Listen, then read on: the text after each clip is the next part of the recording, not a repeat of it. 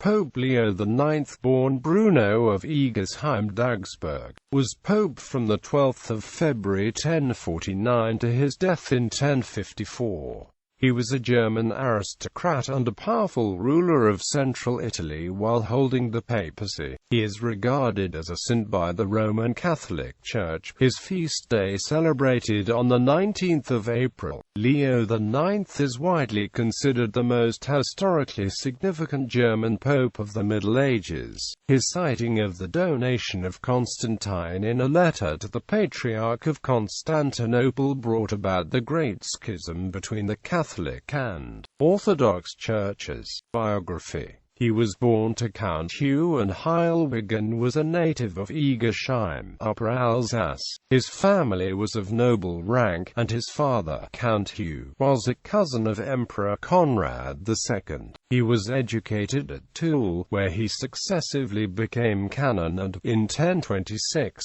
bishop. In the latter capacity he rendered important political services to his relative Conrad II, and afterwards to Emperor Henry III. He became widely known as an earnest and reforming ecclesiastic by the zeal he showed in spreading the rule of the Order of Cluny, papacy. On the death of Pope Damasus II in 1048, Bruno was selected as his successor by an assembly at Worms in December. Both the emperor and the Roman delegates concurred. However, Bruno apparently favored a canonical election and stipulated as a condition of his acceptance that he should first proceed to Rome and be freely elected by the voice of the clergy and people of Rome. Setting out shortly after Christmas, he met with Abbot Hugh of Cluny at Besancon, where he was joined by the young monk Hildebrand, who afterwards became Pope Gregory VII. Arriving in pilgrim garb at Rome in the following February, he was received with much cordiality, and at his consecration assumed the name Leo IX. Leo IX favored traditional morality in his reformation of the Catholic Church. One of his first public acts was to hold the well-known Easter Synod of 1049, at which celibacy of the clergy was required anew. Also, the Easter Synod was where the Pope at least succeeded in making clear his own convictions against every kind of simony. The greater part of the year that followed was occupied in one of those progresses through Italy, Germany and France which form a marked feature in Leo IX's pontificate. After presiding over a synod at Pavia, he joined Henry III in Saxony and accompanied him to Cologne and Aachen. He also summoned a meeting of the higher clergy in Reims in which several important reforming decrees were passed. At Mainz he held a council at which the Italian and French as well as the German clergy were represented, and ambassadors of the Greek emperor were present. Here, too, simony and the marriage of the clergy were the principal matters dealt with. After his return to Rome he held another Easter Synod on the 29th of April 1050. It was occupied largely with the controversy about the teachings of Berengar of Tours. In the same year he presided over provincial synods at Salerno, Siponto and Vercelli, and in September revisited his native Germany, returning to Rome in time for a third Easter Synod, at which the question of the reordination of those who had been ordained by Simonists was considered. In 1052 he joined the emperor at Pressburg and vainly sought to secure the submission of the Hungarians. At Regensburg, Bamberg and Worms, the papal presence was celebrated with various ecclesiastical solemnities. In constant fear of attack from the Normans in the south of Italy, the Byzantines turned in desperation to the Normans' own spiritual chief, Pope Leo IX, and, according to William of Apulia, begged him to liberate Italy that now lacks its freedom and to force that wicked people, who were pressing Apulia under the yoke, to leave. Quote,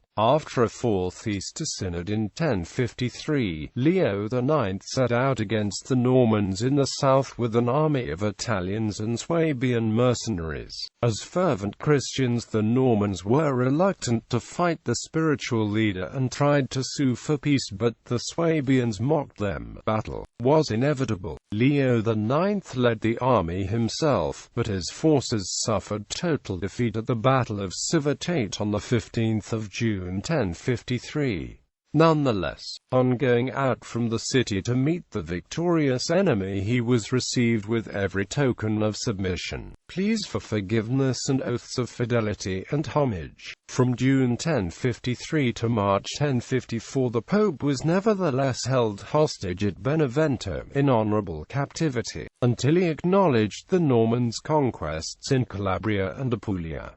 He did not long survive his return to Rome, where he died on the 19th of April 1054. Leo IX sent a letter to Michael Carolarius, Patriarch of Constantinople, in 1054, that cited a large portion of the donation of Constantine, believing it genuine. The official status of this letter is acknowledged in the 1913 Catholic Encyclopedia, Volume 5, entry on donation of Constantine, page 120. The first pope who used it in an official act and relied upon it was Leo IX. In a letter of 1054 to Michael Carolarius, Patriarch of Constantinople, he cites the donatio to show that the Holy See possessed both an earthly and a heavenly imperium, the royal priesthood. Leo IX assured the Patriarch that the donation was completely genuine, not a fable. So only the apostolic successor Peter possessed the primacy and was the rightful head of all the Church. Before his death, Leo IX had sent a legatine mission under Cardinal Humbert of Silva Candida to Constantinople to negotiate with Patriarch Michael I Cerularius in response to his actions concerning the Church in Constantinople. Humbert quickly disposed of negotiations by delivering a bull excommunicating the Patriarch.